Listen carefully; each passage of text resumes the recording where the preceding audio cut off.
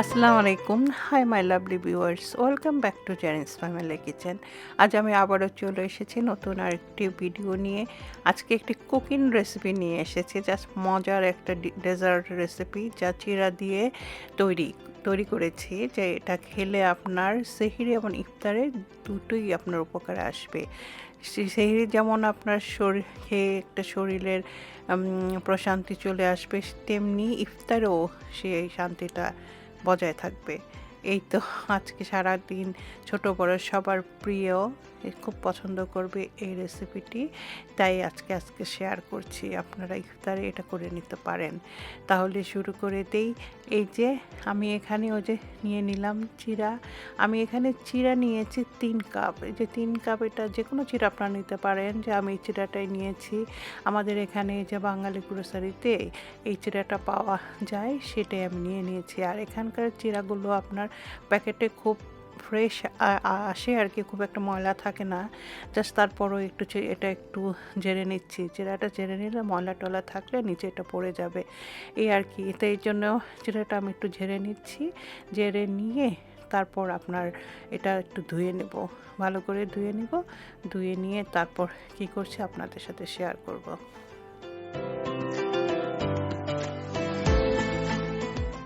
এই যে চিরাটা আমি জাস্ট 3 বার ধুয়ে নিব। এটা ছাঁকনির পরেই আমি একটু পানি দিয়ে ধুয়ে নিচ্ছি। জাস্ট এটা 3 বার আমি ধুয়ে ভালো করে এটা জাজির উপরে রেখে দিব, মানে চাকনির উপরে এটা রেখে নিয়ে এটা শুকিয়ে নেব।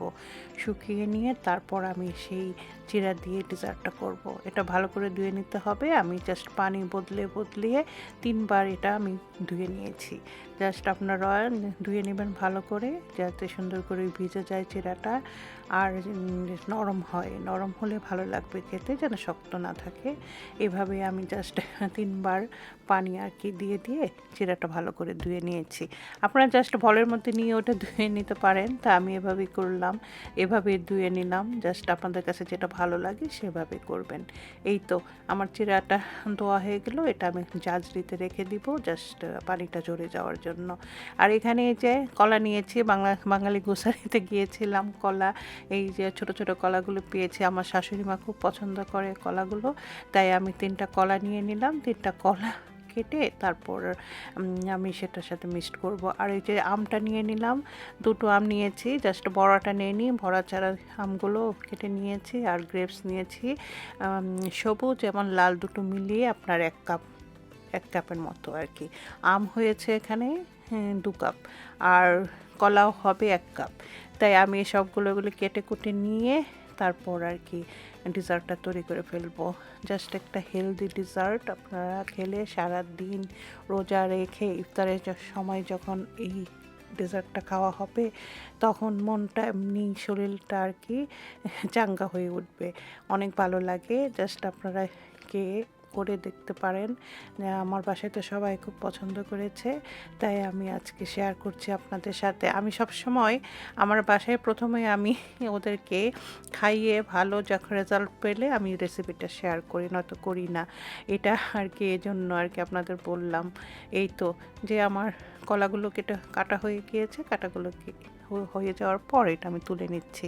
তুলে নিয়ে তারপর আপনাদের সাথে শেয়ার করছি কী করছি।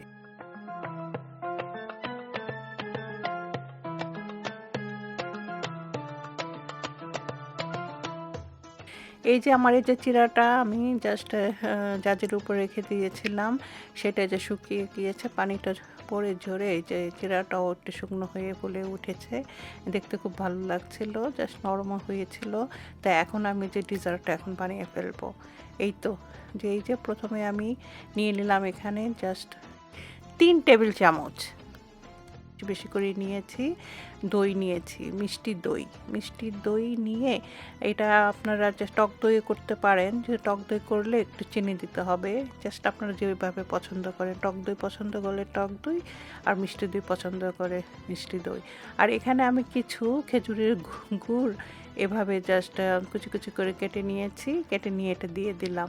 এটা জাস্ট আপনাদের অপশনাল, আপনারা দিতেও পারেন, নাও দিতে পারেন, আপনাদের ইচ্ছে। আমি দিলাম জাস্ট একটু টেস্টটা বাড়ানোর জন্য। তাই আমার কাছে ছিল, আমি দিয়ে দিলাম। আর আপনাদের কাছে না থাকলে দিবেন না। আর এই অল্প একটু লবণ দিয়ে দিব, জাস্ট মিষ্টির সাথে একটু লবণ দিলে মিষ্টিটা আরও বেশি ভালো আসে। আর এই তো, তারপর আপনার এটা ভালো করে নেড়ে চেড়ে মিশিয়ে নিতে হবে, সুন্দর করে মিশিয়ে নিতে হবে।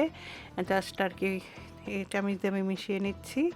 মিশিয়ে নিয়ে তারপরে যে এখন আমি এর মধ্যে একে একে ফলগুলো দিয়ে দিব, যে কলাটা দিয়ে দিলাম, আমটা দিয়ে দিব, তারপর যে গ্রেপসগুলো দিয়ে দিব। জাস্ট দিয়ে এটা আবার ভালো করে নেড়ে নেব। আপনারা এখানে সব ধরনের ফ্রুটস নিতে পারেন, যেটা আপনাদের কাছে ভালো লাগবে, সেটা বাসায় থাকবে অ্যাভেলেবেল সেটাই নেবেন। তবে যেগুলো মানে আর কি আপনার ফ্রুটসগুলো যে পানি উঠে ওসব ফ্রুটস না নেওয়াই ভালো। যেমন মনে করেন তরমুজ আছে, আর মনে পড়ছে তরমুজ, আর এই যে ধরনের ফলগুলোর মধ্যে পানি উঠে ওগুলো না নেওয়াই বেটার। তাই এখানে আমি যে দুধ দিয়ে দিলাম, একটু ঠান্ডা দুধ, এটা আমি জাস্ট এখানে অল্প একটু দিয়েছি। প্রথমে আমি এখানে 1.5 কাপ দুধ আপনার জাল দিয়ে অল্প একটু চিনি দিয়ে আর কি জাল দিয়ে নিয়েছি, জাল দিয়ে ঠান্ডা করে নিয়েছি ফ্রিজের ভিতরে রেখে নিয়ে, তারপর ওটা দিয়ে দিলাম। এখন ওই যে চিরাগুলো সব দিয়ে এটা একটু ভালো করে নেড়ে নিতে হবে, সব কিছুর সাথে ভালো করে নেড়ে নিতে হবে। আর এখন যে আমি ওই যে বাকি দুধটুকু ছিল, অল্প একটু দুধ দিয়ে প্রথমে জাস্ট মেখে নিয়েছি, এখন দুধটা পুরাটাই দিয়ে দিচ্ছি। আমি এখানে 1.5 কাপ দুধ দিয়েছি। 1.5 কাপ দুধ দিয়ে এটা ভালো করে মিশিয়ে নেব, সুন্দর করে মিশিয়ে নেব, সব কিছুর সাথে যেন মিশে যায়। এই তো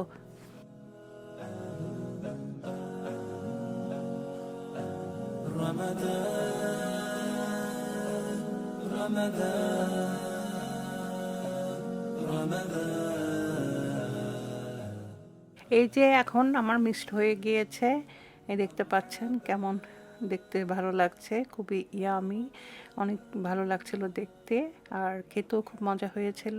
আর প্রতিটা জিনিসই আপনার জাস্ট খাওয়ার আগে পরিবেশনটাই মুখ্য, যে পরিবেশনটা যদি সুন্দর করে আপনার প্রেজেন্ট করতে পারেন, তবে দেখবেন খাবারটাও খেতে খুব ভালো লাগে।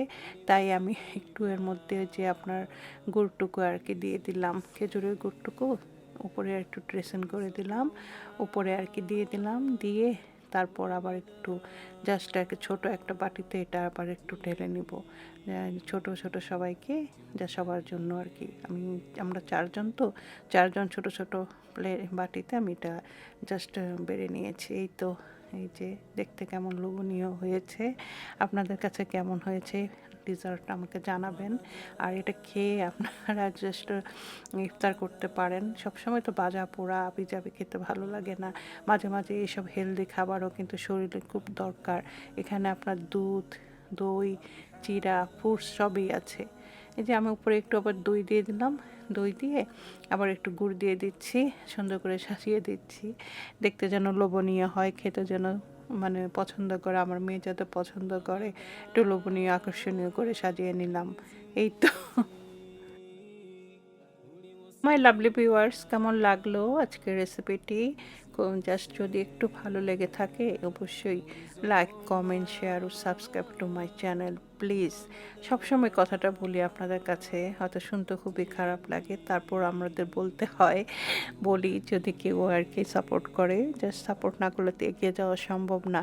আপনাদের একটা লাইক আমাকে অনেক দূরে এগিয়ে নিয়ে যাবে, একটা লাইকই একটা শেয়ারের কাজ করে। তারপর ভালো থাকবেন, আমার জন্য দোয়া করবেন। এই যে আমাদের ইফতার সাজিয়ে বসে নিয়েছি, সব ইফতার রেডি করে, ভালো থাকবেন। আল্লাহ হাফেজ।